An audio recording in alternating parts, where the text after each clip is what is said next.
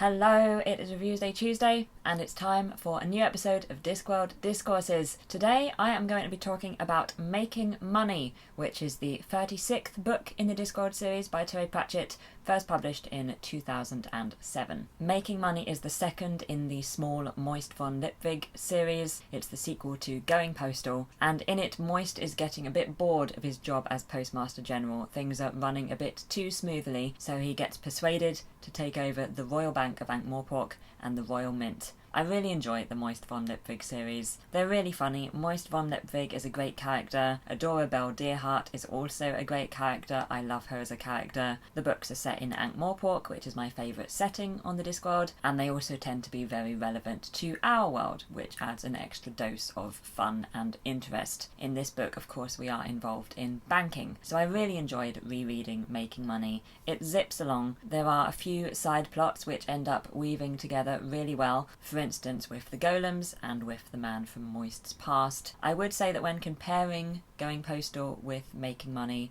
I do prefer the earlier book slightly to this one. I think because Moist has already proven his worth in Making Money. He has shown himself to be successful as a leader and that he has good ideas, so it felt like there was a bit more jeopardy in Going Postal to in this book, because of course in this book he has a bit more of a head start because people already like him and know him. However, I do like the conflict that Moist has in this book, which wasn't present in the last book, where he feels like things are getting a bit too normal and that he is getting a bit too normal. His wish for more excitement, for more peril. He seems to miss being the underdog and having to fly by the seat of his pants and live on his wits. And I was also very interested in his relationship with Vetinari in this book, because he's proving himself to be very loyal to the patrician, and I find that whole relationship really interesting. Speaking of Vetinari, he is one of my very favourite Discworld characters, and I think that Making Money is one of my favourite Vetinari books, even if it isn't one of my favourite Moist von Lipwig books. You know, we see a lot of him in this book, which adds to the appeal. You know, he can be very much a side character in books, but he's very much front and centre in this one. We get to see a lot of the different ways that he gets what he wants. We get to see the reasons why he is a good leader,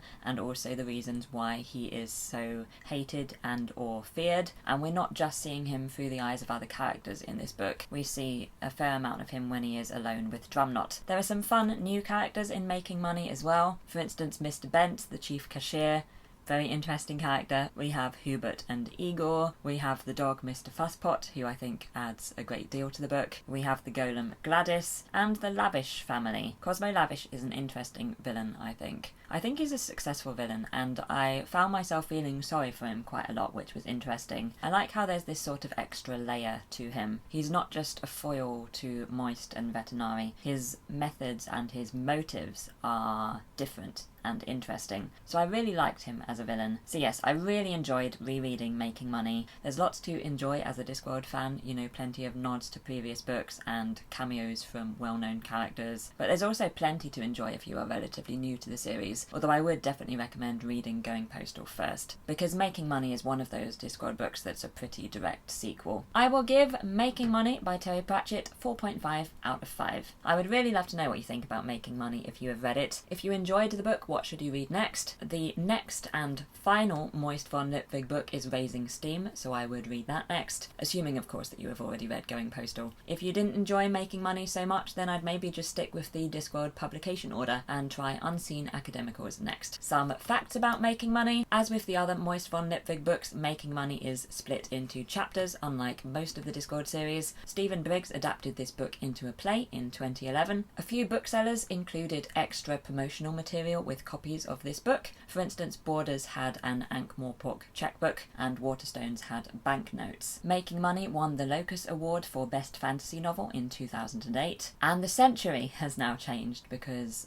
Making Money takes place in the century of the anchovy. That is it for today. Thank you so much for watching. My next Discworld Discourses will be on the 21st of July, and I will be talking about Unseen Academicals. We only have 5 books left now in the Discworld series. It's going to be a bit weird when we finish the series. It's been so long. The full list of Discworld books and when I'm planning on reviewing them will be linked in the description below. Let's move across to the end screen. If you'd like to see my latest video or some more Discworld Discourses, then you can do so below me here, and you can also subscribe to my channel or visit my website if you wish to beside me here. And if you fancy checking out my Patreon page, the link to that is in the description below. I hope you have a wonderful day, and I will see you soon.